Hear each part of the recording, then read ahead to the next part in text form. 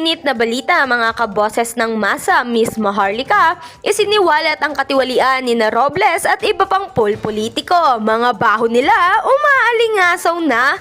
Dito nga natin makikita na talagang maraming sources si Miss Maharlika at ang mga ito ay talagang credible nga naman.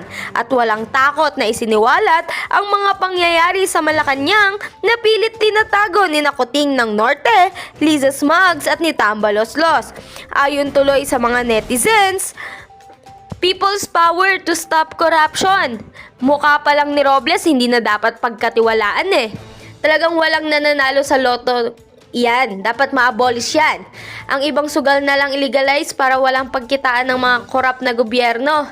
Ang saya pala, ang pamasko, ang pamya ni Robles, langka nanalo sila Lisa ng loto at ibinato kay Robles ang saya. Ano, dami nilang pera, Pasko talaga.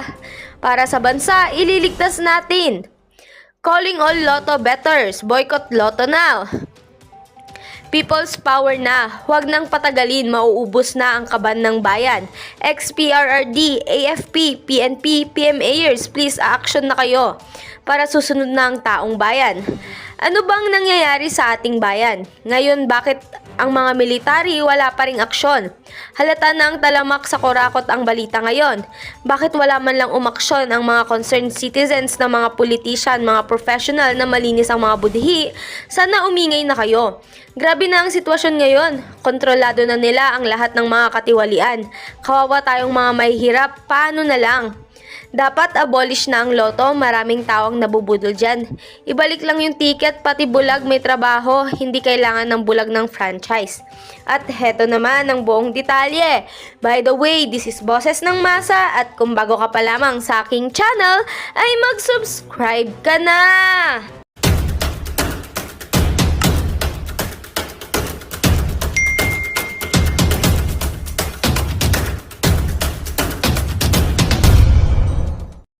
Huli nga etong si Mel Robles na bagman ni Lisa at kasama sa sindikato nila. Okay? Mga kababayan, wala nang puwang ang gobyerno ni Marcos Jr. at ni Lisa Ahas Smugs para magtagal sa kanilang inuupuan. Kung naalala po ninyo, noong January 3, okay, 2 weeks ago, nag-vlog ako, di ba, sa inyo na may patong yung ulo ko ng 10 million pesos. At ang executor niyan ay si Mel Robles. Di ba, sinabi ko sa inyo yon. Bago natin ituloy-tuloy, eto na po yung bunga ng kahayupan ng gobyernong ito. So, ang nag-share sa atin yan ay yung puting ahas. Kung naalala po ninyo, ang sinabi ko sa inyo na nag-usap bago pumunta si Mel Robles dito sa Amerika ay merong sa kanya si Liza Smugs. Dito Christmas giveaway, which is yung Lotto Loan Better nung December 28. Ito yung video ko para lang magkalinawan tayo dito. Okay? Naalala nyo yan, pera na patong sa ulo ni Maharlika mula sa PCSO. Paparinig ko lang mga 2 minutes siguro. Okay, mga palanggan, lakihan natin.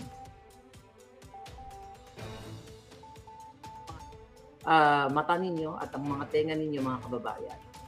Nakarating sa akin ang information, okay, na ang loan, kaya sinasabi ko sa inyo na ang loan better na 571 million ayon sa ating puting ahas. Kaya dapat sagutin ito ng mga buwaka ng ina, lalo na si Lisa, si Robles, versus magsisinungaling yan. Dapat talaga susugin itong mga hayop na to. Na nag-meeting sila sa Quark. Okay? Sa Quark, the Quark restaurant, which is napuntahan ko yun, mga palangga. Okay? Kung saan favorite ni Lisa na maglasing doon. Okay? Ngayon, pumunta sila doon, mga kababayan. Dali lang, maraming mga puting ahas na messages sa atin na dumarating. Nako, maiinit na mga balita. Okay? Wow. So, nakarating sa atin ang informasyon, mga palangga, na bago pala umalis si Robles papuntang Amerika. Nandito siya sa Amerika ngayon. Nag-shopping sila nga mag-asawa, mga palangga, at may mga bitbit silang mga alipores nila na sobrang-sobrang pag-shopping nila ng mga designers dahil ikaw ba naman ang loan better eh. Okay? That was January Mga 2. kababayan, okay, pinag-iingat ako ng aking puting ahas. Dahil narinig niya mismo, narinig nila mismo, mga kababayan, na kailangan nyo malaman na yung 570 something million, 571, 570, sige, na tinamaan noong loan better na sinasabi, bago pa tinamaan, ito ay regalo ni Lisa Ahas Mugs kay Robles. Kaya naman shopping galore sila dito sa Amerika, sa kung saan saang, lugar pa. Regalo ni Lisa yung 570 million na tama sa loto. Kaya ayon sa ating putingas, narinig nila na nag-volunteer si Mel Robles na kukuha ng multimillion, magsimula mo tayo sa 10 million para sa ulo ko. Nakita ninyo? So, narinig ng aking puting ahas mismo doon sa pork wine bar sa BGC. Napuntahan ko to, nakakain ako dito palangga sa lugar na to. At nabanggit nga sa akin, ng mga tao doon, na doon tumatambay si Lisa para maglaklak ng alak. At doon sila, tinuro pa sa akin yung spot kung saan nagpapakalasing si Lisa at nagsisingot-sikotin ng kung ano-ano. Doon sila sa pork wine bar. Dahil ito ay patigilin muna natin yung Nganga Bells ko. Nakita niyo ba yan? Stream po yan ay 170,000 views, January 3, 2024. Okay, nakita niyo yung date. Yan, January 3, 2024. Okay, i-remove na natin. Hanggang doon na lang. So, ibig sabihin, mga kababayan, accurate ang mga information ng ating puting ahas na yung multi-million halaga na yon na pinanalo ng loan better ay regalo ni Lisa. Kaya dapat si Lisa i-drag din dyan sa Senado. Ngayon, mga kababayan, bakit po sinasabi yan? Share ko muna tong babalikan natin to si Camiseta. Okay. Ayan, mamaya ko na ipaliwanag yan. Okay. So, nag-hearing doon sa Senado at isa sa mga katanungan kay Robles, kay Langka, na bagman ni Lisa at magkakasabwat yan, si Robles at si RJ Nieto at si Lisa Asmag sa lahat ng kahayupan, kabalbalan ang pagnanakaw. Kaya nga nung narinig ko doon sa hearing na yun, na inamin ni Robles, ito yung kanyang boses. Kailangan sunod-sunod tayo para mas maintindihan ninyo. Okay? Ito. Itong picture na ito, very controversial ito kayo sa social media. Edited daw ito. Yes, Your Honor. Edited. Bakit kailangan i-edit? We have to protect the identity of the winner. Meron po nagreklamo sa amin one time, we covered the face, yung damit naman po ay nakilala. So, Napakasinungaling, di ba? Okay, putulin muna natin yan. Inamin niya na edited. Ito po yung video na yan. No, not video. Ito yung picture muna. Okay, pinantay natin dito. Okay, here's the picture. Okay, edited. Okay, inamin niya. Nakita niyo yung picture na yan. Edited. Okay? So, nagkalat na ngayon yan. For sure, alam niyo na. Nakita niyo yung damit. Yung sa kaliwa po, model ito ng kamiseta. Actually, yung kamiseta sa Pilipinas, brand. Favorite brand ko yan nung ako'y nandyan sa Pilipinas. Even nung umuwi ako, meron ako biniling kamiseta na damit. Talagang pinromote pa, no? Baka tataas ang sales nila. So, nung umuwi ako, bumalik ko ng Amerika. Ayan yung picture. Di ba? Parehong-pareho. Ngayon, mga kababayan, tapusin muna natin yung boses ni Robles. nagreklamo siya, sana naman daw po, wag ipakita naman po yung damit. So, yan po ang reason niya, and I agree, it's a very poor edit. Okay. Sabi niya, kasi daw one time may nagreklamo daw na sana wag naman ipakita yung damit, di ba? Inaamin niya na poor editing daw. Okay, poor editing, di ba? Ang poor na mga editors ninyo, pero ang milyon-milyon yung panalo, di ba? yung multi-million na pinanalunan nyo, tinitipid nyo yung editor ninyo. So, baka pati editor nyo ay underpayment. Okay, go.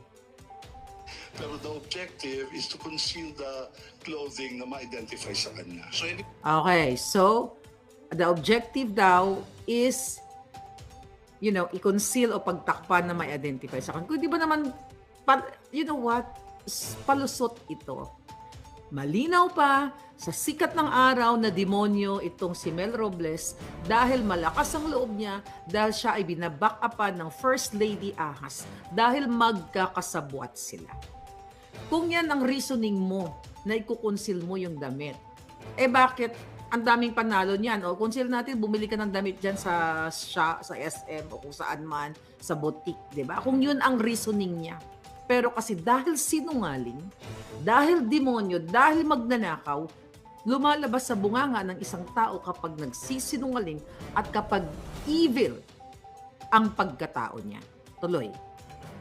so inamin nyo, inedit to, pinalitan yung clothing. Opo.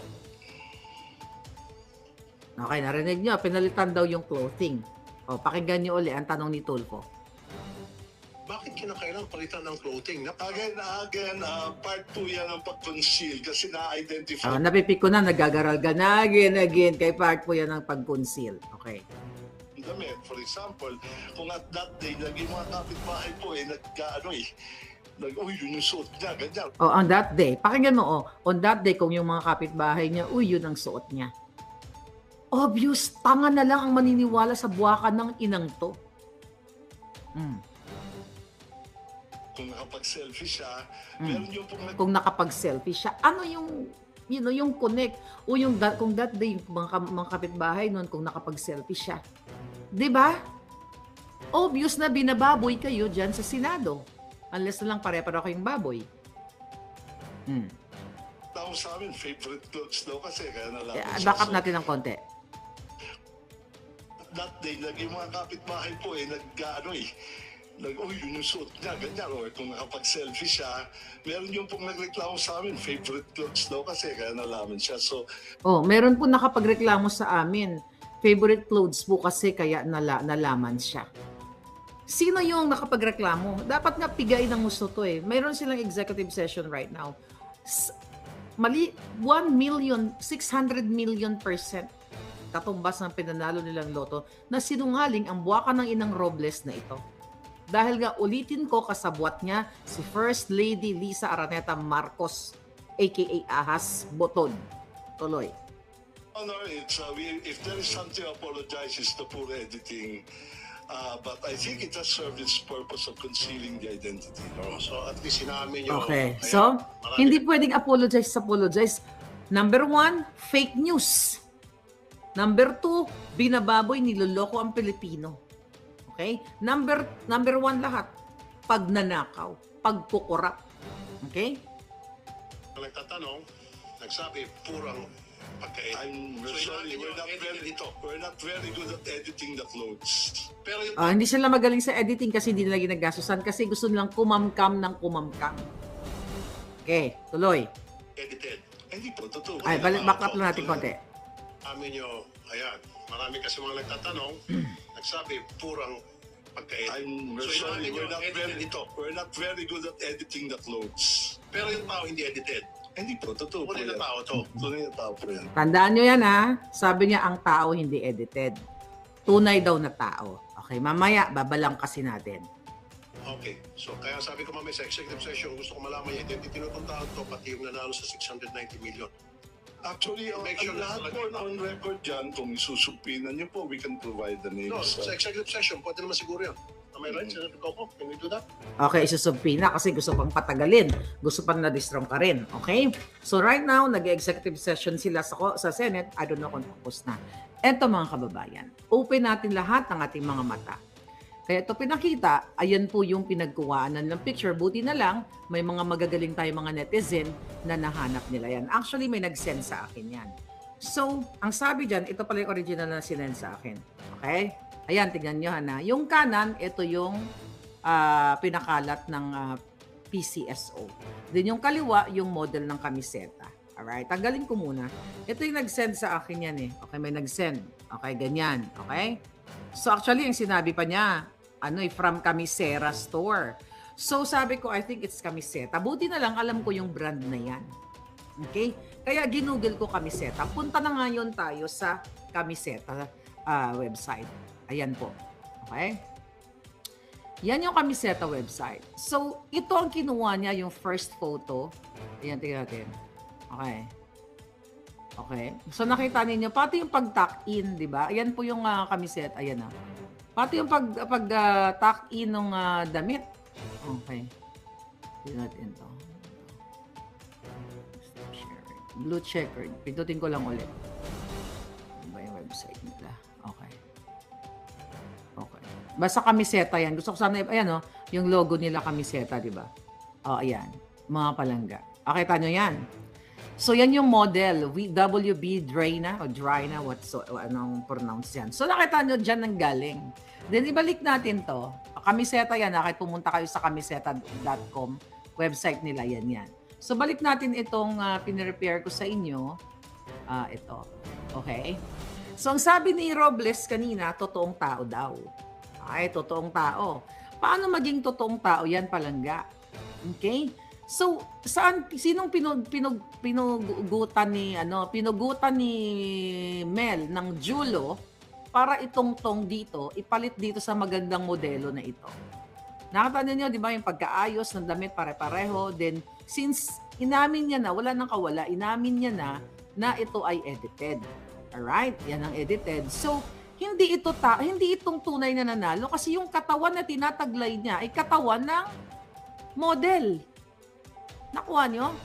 Ang katawan ito, inedit lang, pinadark, edited nga eh. Itong kamay na yan, baka kamay ng asawa ni Robles o ng kapatid niya, whatsoever, baka ito mismo nakasalamin na yan, si Robles, o yung asawa niya, you'll never pinag-outfit niya yung asawa niyang shopping dito sa Amerika, sa Europa, gamit ang pera ninyo. So definitely, fake news at pangluloko yan sa taong bayan dahil hindi totoo na totoong tao itong nanalong ito. Dahil yan po ang pinagwaan nila ng katawan na yan. Lang nila, inedit lang nila yung kamay. Okay, ewan ko kung kaninong kamay ito. Okay, dinugtong-dugtong, kaya nga nahalata ng mga magagaling sa technology na ito ay edited. So definitely mga kababayan, actually ang Camiseta is pwedeng yung sampahan ng kaso itong mga hayop na to. Itong si Robles at ang PCSO. Okay, sampahan nyo ng kaso kasi dinistort nila yung magandang modelo ninyo. Tinanggalan nila ng ulo, ginugutan. Sino yan nakasombrero? Nakaano na yan? Diba? So mga palangga, tanggalin natin. Tanggalin yung mukha ko. So doon yung makikita na huling-huli na sinungaling, hindi lang sinungaling, demonyo. Lahat ng kahayupan na kay Robles. Dahil nga malakas ang loob niya, dahil magkasabwat sila ni First Lady Lisa Araneta Marcos, aka Smuggler Ahas, demonyo, butod, lahat na. Kaya, there's no reason para magtagal ang Marcos Jr. Okay? AKA Kuting ng Norte at si Lisa at 10 ng mga judge mo na magnanakaw dyan sa gobyerno, wala nang puwang sila dyan dahil the moment na niloko nila ang Pilipino. Di ba nakita ninyo? Yung 10 million na ipapatong sa ulo ko para patayin nila ako, kinuha dyan sa winning ni Robles. At kung hindi magpapabayad si Tulfo, kung hindi siya kakausapin ng gobyerno, sino yung gobyerno? Si Lisa at si Marcos Jr. ay mahuhuli at dapat kung may bitay, mabibitay ang mga buwaka ng ina sa PCSO kasama si Lisa. Kung si Tulfo ay gagawin niya ang tama dahil, based doon sa hearing na yon, mukhang desidido siya. At dyan sa executive session na nagaganap at si Coco Pimentel at lahat ng mga magiging present dyan sa executive session na yan, ito po ay lapastangan sa lahat ng Pilipino ang ginagawa nila. Definitely fake lahat. Peke ang tao, hindi yan ang taong yan na nanalo. Dahil yung katawan na yan ay ginawa-gawa lang nila. Kung kaya nilang pikein ang damit, pagdudugtungin, pag gutay-gutayin, gugurgurin ang mga ulo ng kani-kaninong mga ulo na yan. Ibig sabihin, mga kababayan, kaya din nilang gurgurin kaya nilang i-manipula ang mga winning combination. Kasi only sa pamumuno ni Robles, dahil nga malakas ang loob niya dahil kasabwat na si Lisa, nangyayari ito sa pamumuno ni Kuting ni Marcos administration. Kung naalala ninyo, kung kayo ay nakatutok dito sa aking channel, last year, 2023, sinabi ko sa inyo na si Mel Robles ay ginamit niya si Lisa nung inarbor niya ang isang notorious na nahulihan ng mga papasabog at mga high-powered, pangpa-jump, you know what I mean? Di ba? Pangpa-distract ng sambayanan. Di ba? Nahuli yon. At ano nangyari doon, mga palangga? Inarbor ni Mel Robles. Naalala ninyo? Inarbor ni Mel Robles si Amit Chandiramani na hinuli siya. Okay, hinuli yon ng ISAP, CIDG, I think Cavite Police, then, grupo ng ating mga men in uniform, hinuli yun nung June 22 of 2023. Ano nangyari doon, mga palangga? Ayan, nakita nyo? Si Amit Chandiramani. Yan yung inarbor ni Robles. At pinayagan naman ni Lisa, non-bailable yan, mga kababayan. Non-bailable yan, inulat ko yan sa inyo at kinonfirm yan ng PNP dahil tinawagan ko, actually si General Sermonia during the time. Okay? Kung totoo ba na tumawag si Robles. Okay? At not only that, may isa pa akong tinawagan, okay, na kinonfirm na si Robles ay tumawag sa PNP at sinasabi na yang si Chandiramani ay wag saktan. Bakit ganon ka-concern si Robles, si Mel Robles, dito sa kay Amit Chandiramani? Alam nyo, kailangan nating i-share ibalik sa inyo. Bakit siya ganon ka-concern? Nahulihan nga ng pampasira ng ating, what do you call it? Ng ating gobyerno. Ayan, ng ating bayan. Nahulihan, unbailable. So yan ang mga ginagawa ni Robles. Kung kaya niya arborin, okay, ang notorious na yan, kaya din nila arborin ang loto at tumpak ang mga sinasabi sa atin ng ating mga informant ng ating puting ahas, mga kababayan. Ngayon, ano gagawin ng mga Pilipino? Ang mga military, ang mga men in uniform na may pagmamahal pa sa bayan, kung kailangan ninyong mag-speak up day. Okay?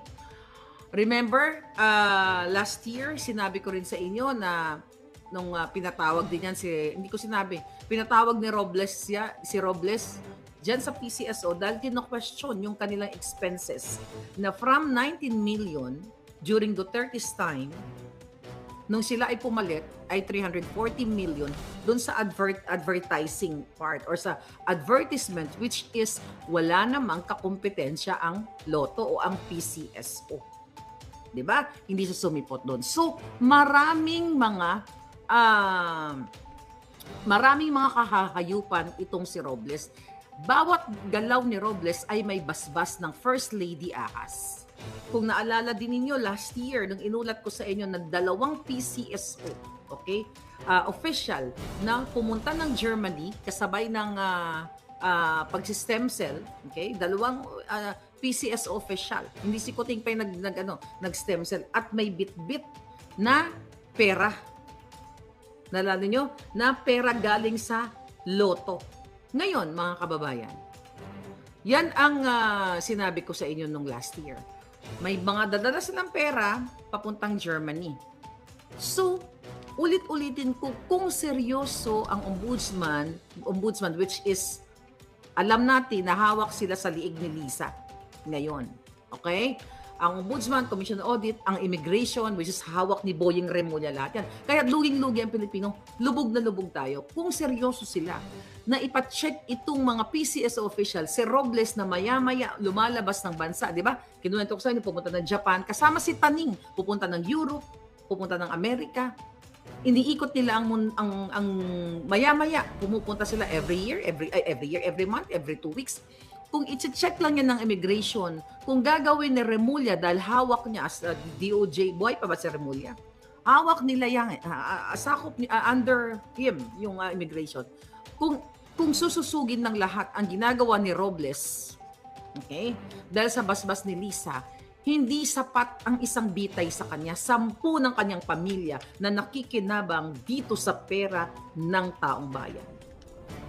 Hindi lang sa loto, sa mga taya ninyo, kundi, naalala nyo din, nang inulat ko sa inyo na even si Robles ay nakipagsabuatan kay June Lumagi ng BIR para gipitin ang mga Chinese businessmen, mga mayayamang negosyante, na hanapan ng butas ang kanilang mga tax, ang kanilang tax. Then kapag may nahanap ng butas, sisingilin ni Mel Robles, ayon sa ating puting ahas, at itong si June Lumagi, na asawa ni Pakangkang din na isa, si Carmela, okay, na kumakandong-kandong saan-saan, okay? You remember that vlog during last Christmas? Okay. So, ang ginagawa ng mga hinayupak na to, ini-extort or hinuhuli hold up ang mga negosyante. Na let's say, for example, ang binigay ko dyan sa inyo na example, let's say, instead of 5 million or 10 million ang dapat bayaran ng negosyante, ang ginagawa nila Robles, o sige, 5 million na lang o 2 million na lang. So ngayon, ang ire-report nila ay, ibibigyan pala nila ng resibo, 100, let's say for example, 2 million. 2 million ang binayad sa kanila. Ang gagawin nila, 100 million lang o 100,000 or 200,000.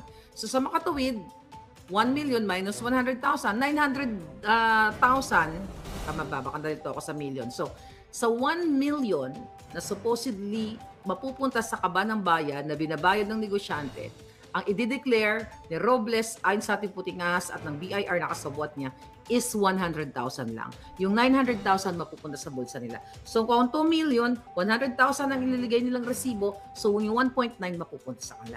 So, ganito ka-demonyo si Robles. Makita ninyo? At hindi lang si Robles, hindi gagalaw, tandaan nyo. Hindi gagalaw si Robles kapag walang basbas ni Lisa Araneta Ahasmans. Kaya dapat i-drag siya diyan. Dahil nung May 9, nakasama ko tong mga hayop na to doon diyan sa Quezon City. Ay, sa Quezon City, sorry. It's not Quezon City, Mandaluyong. Di ba? Kung saan nagvo-voting, nagka-counting, secret counting, doon sa secret counting building. Remember that? At sinasabi ni Mel Robles na magaling si Lisa, ganito na yan, ang galing. Compare kay Aimee, may mga ganun-ganun siya. Doon pa lang, alam namin nila Sasa na doon kami nila Chororot. Na itong si Robles, si Taning, silang tatlo, ay mga linta, mga dorobo, mga buwaka ng Gina, lahat ng maisip niyong kademonyuhan, pwede ninyong ibato sa kanila dahil uubusin nila ang pera ng bayan.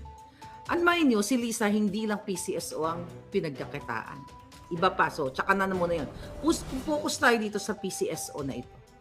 So, dito sa hearing na to, nakikita ninyo kung gaano kayo babuyin at lokohin ni Robles.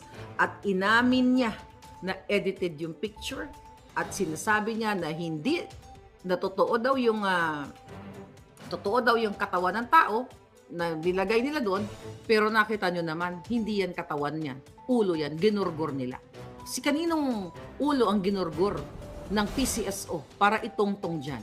Sabi ko, ulo ba yan ng kanyang asawa? Ulo ba yan ng kanyang kapatid? Okay? Yan po ay malinaw na I don't know kung ano pa ang ginagawa ng mga taong may makakapangyarihan para buhatin itong mga ito. Kung matino si Kuting, let's say for example, matino si Kuting, mga palangga. Dapat ngayon pa lang sisibakin niya na yung hayop na yan. Pero paano niya sisibakin yan? Paano sisibakin ni Marcos Jr.? Kasabwat ng asawa niya yan. Yan ang BFF nila during campaign pa lang. Diba? Dahil kaya nagbigay ng 30 million si Robles na donation. Okay? Donation daw. For sure, hindi naman talaga niya pera yon. Yun ang ibinigay sa kanya ng mga inextortan nila, hindi taning. Okay, remember that? Yan ang report sa atin ng ating puting ahas. Ngayon, mga kababayan, nakakagalit. Gustong man nating sumabog dito. Okay? Kaya wag na kayong tumaya sa lot. Gusto man nating sumabog dito ng bonggang-bongga, mga palangga. Pero dapat, teka lang may aksyon ang mga taong may mas makapangyarihan sa atin. Sino yung makapangyarihan? Philippine Champions Stakes. Okay? Okay. Okay. So, kayo dyan sa Pilipinas, tayong lahat, kayo lahat dyan ay makapangyarihan na kailangan ninyong mag-speak up. Dahil ito, binura na yata ito.